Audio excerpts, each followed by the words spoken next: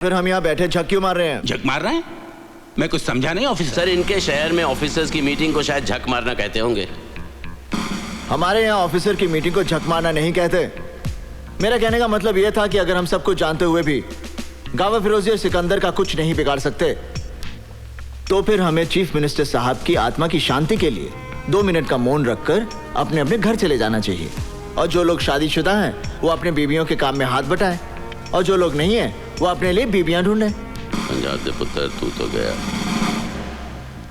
करण सिंह, तुम्हें सीनियर अफसरों के सामने ऐसी भाषा इस्तेमाल करने के लिए महकमे से माफी मांगनी चाहिए। मेरे माफी मांगने से अगर गावा फिरोजी और सिकंदर को पकड़ने में मदद मिल सकती है तो फिर ठीक है, आई एम सॉरी। आप समझते हैं कि गावा फिरोजी और सिकंदर को पकड़ना बच्चों का खेल है? बच्चों का खेल नहीं है, मगर हम भी कोई बच्चे नहीं हैं। क्या नहीं है हमारे पास? बहादुर सिपाही, हथियार, कानून की ताकत, सरकार की सारी मशीनरी, और क्या चाहिए हमें? सर, इनमें ऐसी कोई चीज नहीं है जिसे गावा फिरोजी और सिकंदर पैसे की मदद से खरीद ना सकें। सर, हम जितनी मेहनत अपनी नाकामयाबी के बहाने ढूंढने में करते हैं, अगर उतनी ही मेहनत हम अपनी कामयाबी के लिए करें तो हमें बहाने ढूंढने की कोई जरूरत नहीं पड़ेगी। करण सिंह, तुम हद से बाहर जा रहे हो। हद से बाहर जाने की जरूरत है सर।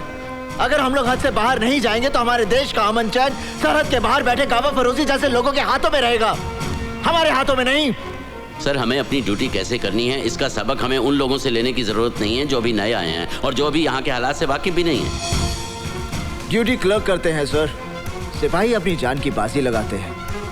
हालात कोई नए नहीं है और गावा फिरोजी कोई पहला टेररिस्ट नहीं है।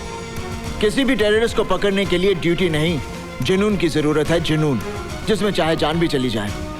सर, आप गावा फिरोजी का केस मुझे दीजिए।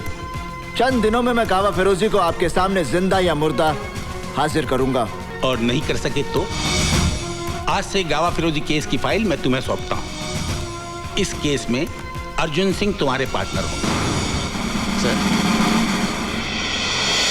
पुलिस वालों का काम सिर्फ ड्यूटी निभाना नहीं होता, ड्यूटी उनके लिए एक मिशन होती है। क्या उतली थी हमने पुलिस फोर्स ज्वाइन करने से पहले? लगता है वो सौगंध आपने सिर्फ पढ़ी थी, लेकिन उस सौगंध को मैंने अपने दिल और दिमाग पर गरम सलाखों से लिख दिया था कि मैं कमजोर और दुखियों की रक्षा करूंगा और किसी लालच या दबाव के आगे ना झुकते हुए अपने फर्ज का पालन करूंगा। ठीक है, हम लोग अंदर जाएंगे, लेकिन मेरी एक शर्त है, जब तक मैं ना कहूं कोई खून खराबा नहीं होगा। जी। और तुम गोली नहीं चलाओगे। अर्जुन सिंह जी, मैं आपकी बात समझ गया। चलें?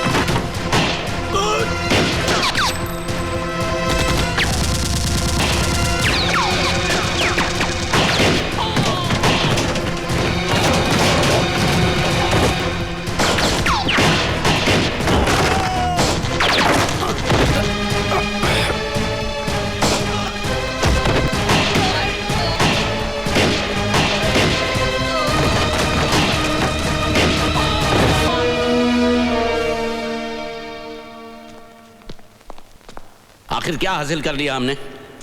अब जब इंक्वायरी शुरू होगी तो पता चलेगा ये गोडाउन किसी और के नाम है और वो चंद पैसों के लिए जेल जाने के लिए भी तैयार है। इस शहर में अपराध की ऐसी घिनौनी दुनिया बसी है जिसके ऊपर बहुत बड़ी हस्तियों का साया है। हम चाहकर भी उनका कुछ नहीं बिगाड़ सकते। मैं कंट्रोल रूम में फोन करके गोडाउन सील करवा देता हूं।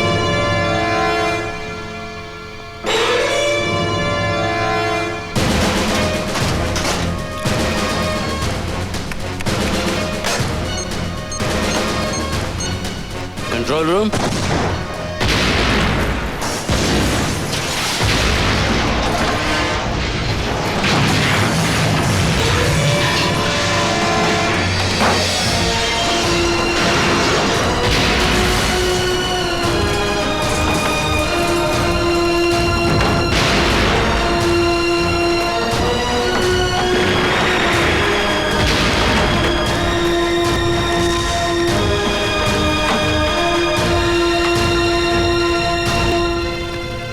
हम चाहकर भी उनका कुछ नहीं बिगाड़ सकते ना, पर उनके दिल पर थोड़ी सी चोट तो पहुंचा सकते हैं।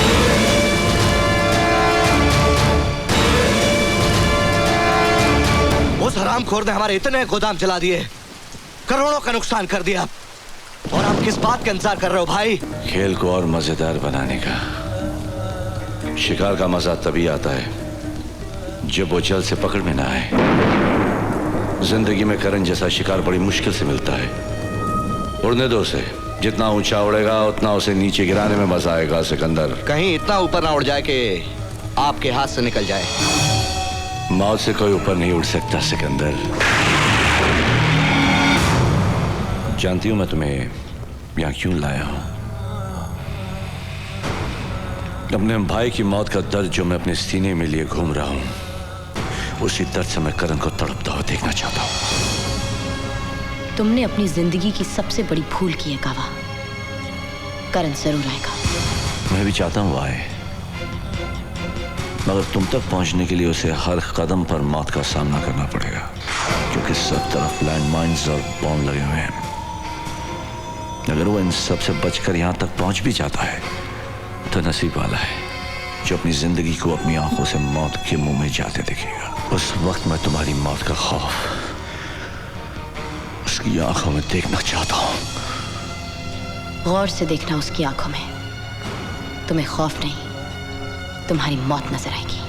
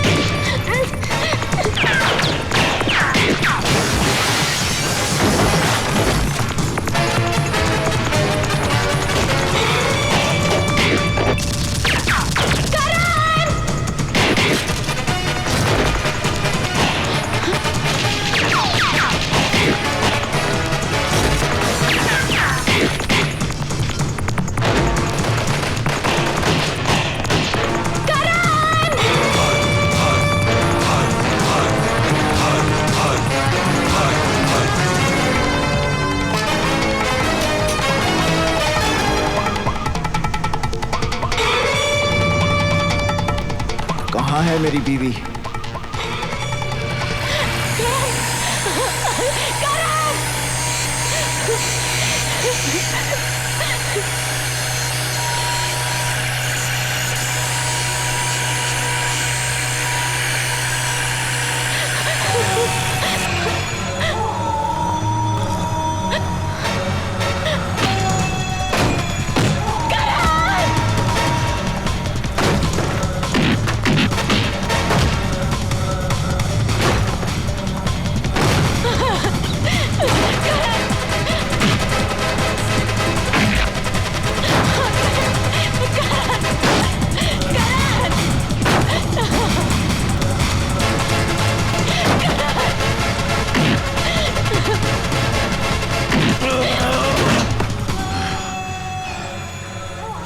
बीवी की चीख तुझे यहां खींच कर लाई है ना?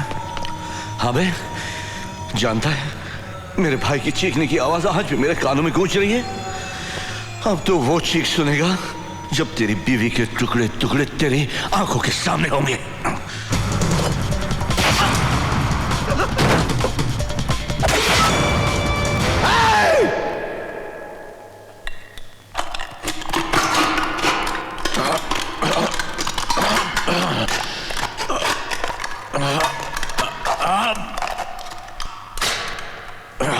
हरामखोर, अपने भाई की चीख सुनाई देती है, उन हजारों मासूमों की चीखें सुनाई नहीं देती जो तेरे ड्रग्स और हथियारों की बलि चढ़े हैं।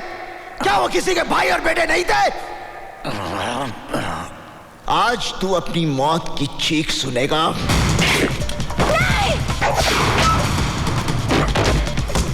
काटना साली को।